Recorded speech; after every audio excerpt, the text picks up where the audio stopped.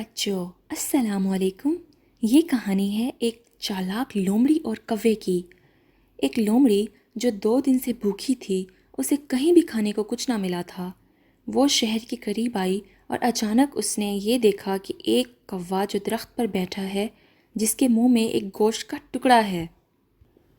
لومڑی کو کوے کو دیکھ کر اس کے منہ میں پانی بھر آیا۔ اس نے ایک ترکیب سوچی کہ کیوں نہ کوے کو بیوقوف بنایا جائے۔ وہ کوے کی تعریفیں کرنا شروع کر دی۔ بھائی کوے، تم کتنے خوبصورت ہو، تم کتنے پیارے ہو، تم چاہے دریائے راوی میں نہاؤ یا جہلم میں نہاؤ، تمہارا رنگ ایک جیسا ہی رہتا ہے۔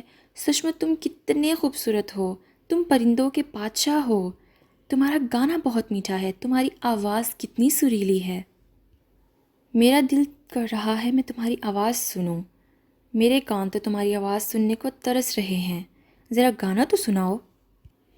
اتنے میں کوے نے اپنی تعریف سنی اور وہ خوشی سے پھول کر کپا ہو گیا۔